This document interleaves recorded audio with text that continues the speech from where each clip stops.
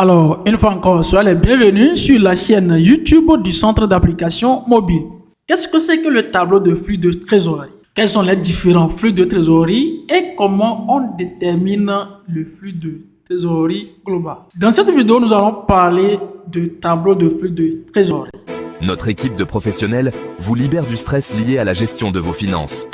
De la tenue de livre à la déclaration d'impôts, nous nous occupons de tout, fini les doutes sur les codes fiscaux. Grâce à une gestion financière précise, ponctuelle et conforme, vous pouvez piloter votre entreprise dans la bonne direction.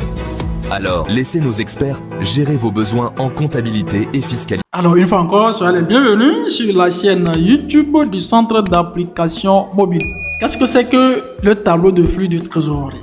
Le flux de trésorerie, c'est un indicateur financier qui montre la situation financière et qui synthétise les sources des encaissements et la destination des décaissements. Donc, si on vous demande qu'est-ce que c'est que le flux de trésorerie, voici l'une des définitions que vous pouvez donner. Donc, le flux de trésorerie, c'est un indicateur financier qui montre la situation financière et qui synthétise les sources des encaissements et la destination des décaissements. Donc, c'est l'un aussi des indicateurs que les bailleurs de fonds regardent pour pouvoir donner les prêts aux entrepreneurs. Donc, ici, nous allons voir l'objectif. Quand nous prenons le cadre conceptuel du secondaire révisé au chapitre 3, il stipule que l'objectif de l'état financier est de fournir des informations claires sur la situation financière. Quand on parle de la situation financière, il s'agit du bilan.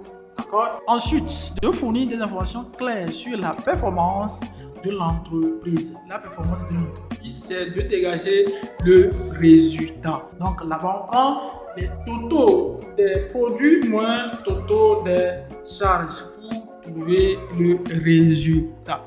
Et ensuite, notre fameux élément qui s'agit de flux de trésorerie est ici la variation de trésorerie. Donc l'objectif de fournir les états financiers à la fin de l'exercice, c'est de donner des informations claires sur le bilan, compte de résultat et ensuite le flux de trésorerie. Donc c'est un tableau incontournable qui se trouve dans l'état financier. Maintenant, nous allons entamer les composants du TFT. Quand nous prenons le flux de trésorerie de l'entreprise, ils sont classés en 3 cycles. Donc, nous avons d'abord les opérations, ensuite nous avons les investissements et ensuite nous avons le financement. Quand nous prenons les opérations, ce sont les activités génératrices que l'entreprise fait afin d'encaisser la trésorerie.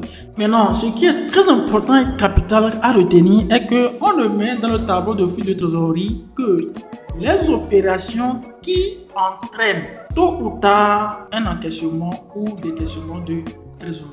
On ne met dans le tableau de flux de trésorerie que les opérations qui ont une incidence en termes de trésorerie.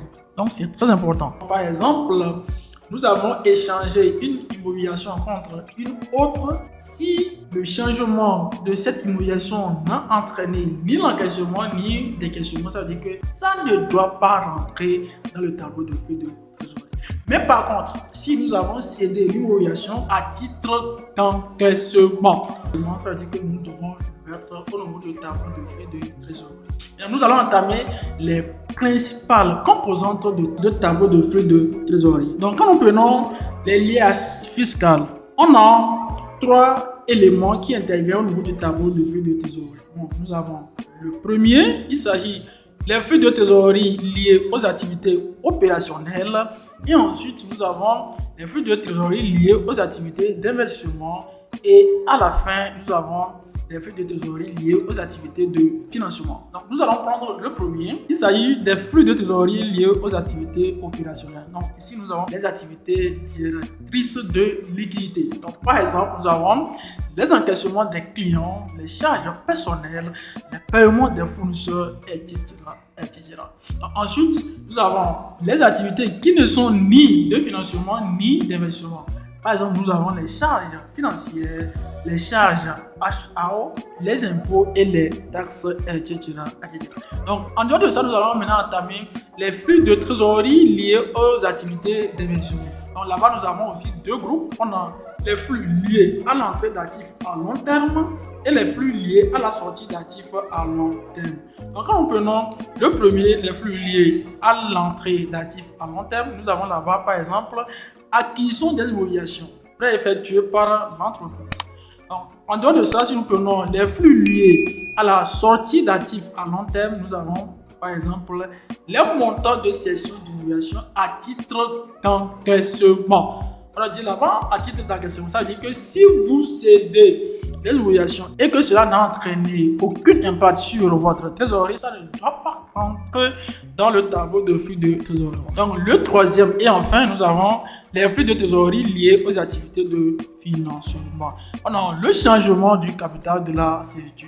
Par exemple, nous avons l'augmentation du capital, le financement de l'extérieur, les marchés boursiers, banquiers, etc. Donc, tout cela entraîne un encaissement ou soit un décaissement dans l'entreprise. Maintenant, nous allons voir comment il faut déterminer le flux de trésorerie. La formule, c'est quoi? Quand nous prenons les flux de trésorerie liés aux activités opérationnelles, pour trouver le flux de trésorerie, on prend la capacité d'autofinancement moins la variation de stock moins la variation des créances plus des dettes. Donc, si vous n'avez pas encore vu comment il faut déterminer la capacité d'autofinancement, nous avons publié une vidéo qui parle uniquement que la capacité d'autofinancement. Là, nous avons traité 2 exercices. Donc, ensuite, on a pris le deuxième, il s'agit du flux de trésorerie lié aux activités d'investissement.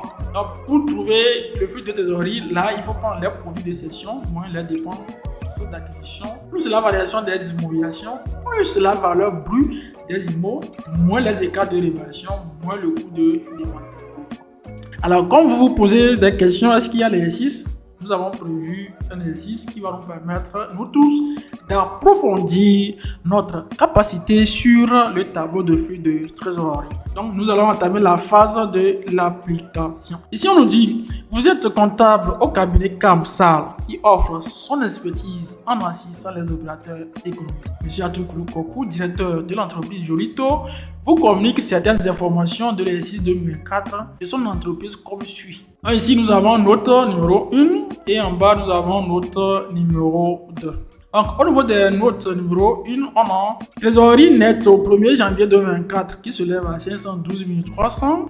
La capacité d'autofinancement global, ils ont calculé et ils nous ont donné, ça donne 6 368 410. Ensuite, le stock en cours se lève à 7 589 140. Actifs circulants HA se lève à 6 578 610. Les créances et emplois assimilés se lèvent à 4 768 412. Passifs circulants se lèvent à 1 481 532. Décaissements liés aux acquisitions d'immobilisations corporelles se lèvent à 4 708 684. Décaissements liés aux acquisitions d'immobilisations incorporelles se lèvent à 5 623 117. Les encaissements liés aux cessions d'immobilisations incorporelles et corporelles se lèvent à 6 358 912. Décaissements liés aux acquisitions d'immobilisations financières se lèvent à 5 123 694. Les encaissements liés aux cessions d'immobilisations financières se lèvent à 2 354 812. La distribution de dividendes se lève à 3 648 105 francs. La subvention d'investissement se lève à 6 890 000 francs. Le remboursement des emprunts et dettes financières se lève à 16 271 500 francs. Et enfin, l'emprunt se lève à 18 563 212. Notre don nous dit information sur la balance à la clôture. Donc ici, on nous dit créance sur cession d'immobilisation 1 450 630. Créance sur cession courante se lève à 563 110. Apporteur récent du sur capital appelé est de 156 200. Écart de conversion active se lève à 2 641 500. Et fournisseur d'investissement et fait à payer se lève à 1 402 300. Alors voici notre application qui va nous permettre de nous initier sur le tableau de flux de trésorerie Nous rappelons que le tableau de flux de trésorerie, c'est l'un des éléments indispensables lorsque le comptable produit les états financiers. Donc, vous allez prêter vraiment attention à ce que nous allons dire afin de cerner de façon concrète tout ce que nous dirons à propos de cet exercice. Alors, pour éviter que la vidéo soit trop longue, nous allons revenir et continuer la deuxième partie afin de mieux expliquer ce qui se trouve au niveau du tableau de flux de trésorerie. Donc voici de façon théorique déjà ce que nous pouvons retenir. Alors j'espère que déjà la vidéo vous a plu. Pour ne rater la suite, abonnez-vous et surtout cliquez sur la cloche de notification. Sur ce, nous vous disons merci et à plus.